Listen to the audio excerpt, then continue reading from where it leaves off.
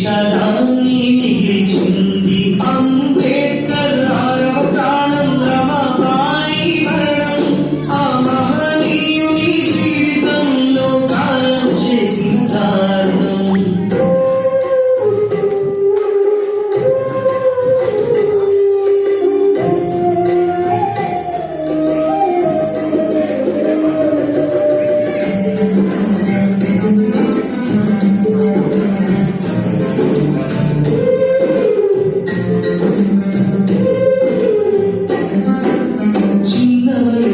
వచ్చింది ఇంటికి దీపం అయ్యింది.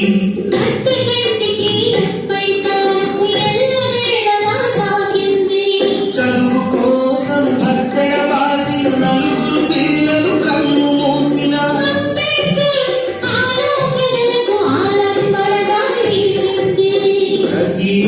ప్రతిరోజులాగానే ఆ రోజు వచ్చింది. అంబేద్కర్ గుండెల్లో విషాదాన్ని మిగిల్చింది.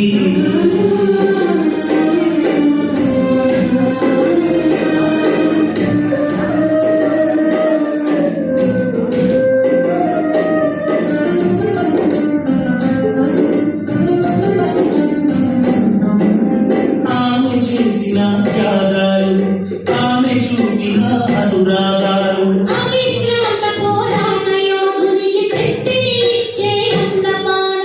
అతని మీద తను తానే కాదు, ఆమె అతనికి సర్వస్వం.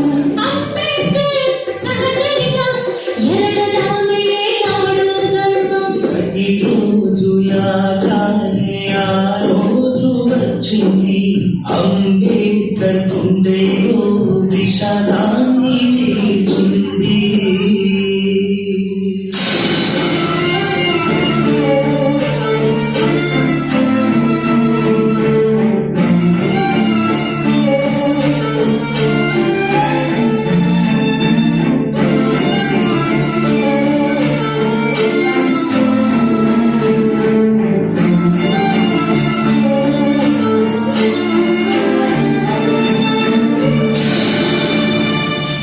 మీ అందరికీ మరోసారి నమస్కారం.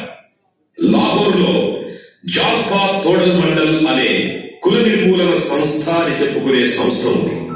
అది సవర్ణ హిందువులు నిర్వహించే సంస్థ.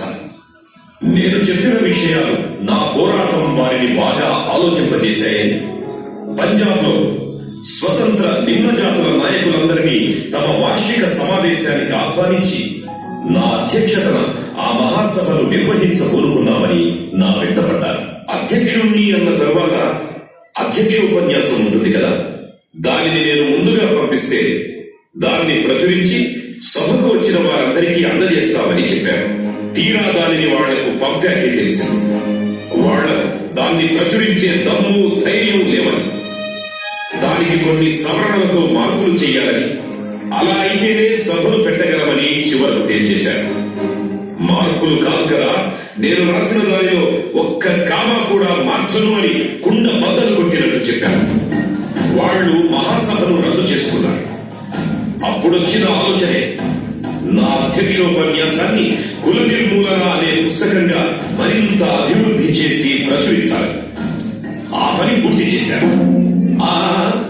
కంగారు పడకండి, ఆ పుస్తకాన్ని మొత్తం ఇక్కడ చెప్పడం లేదు, దాని సారాంశాన్ని మాత్రమే చెబుతారు. సావధానంగా వినండి. ఒక్క వాక్యంలో చెప్పాలంటే, కుల వ్యవస్థ ఏ మత నమ్మకాల మీద నిర్మించబడిందో ఆ మత నమ్మకాలను పూర్తిగా నాశనం చేస్తే గాని కులాన్ని నిర్మూలించడం సాధ్యం కాదు. ఇది నా సిద్ధాంతం. కులానికి మనువు అనేవాడు వర్ణాశ్రమ ధర్మాల పేరిట శూద్రులని, వాళ్లలో అట్టడుగు వర్గాల వారు నీచకులం వాళ్లని, అంతరాని వాళ్లని పేరు పెట్టి వాళ్ళని ఎలా చూడాలో, ఎన్ని రకాలుగా హింసించాలో రాశాడు. దానికి ధర్మం అని పేరు పెట్టాడు. ఏమిటా ధర్మం?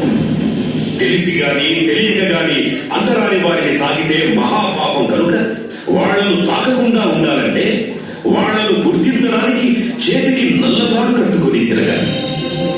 కష్టపడి వాళ్ళిచ్చిన నీచమైన పనులన్నీ చేసి కొన్ని సొమ్ములు కూడబెట్టుకున్నారు. వాటితో మనం మంచి గుడ్డలు కొనరాదు, కట్టుకోరాదు.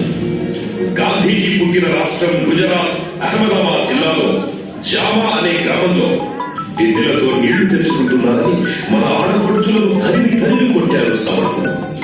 అదే గ్రామంలో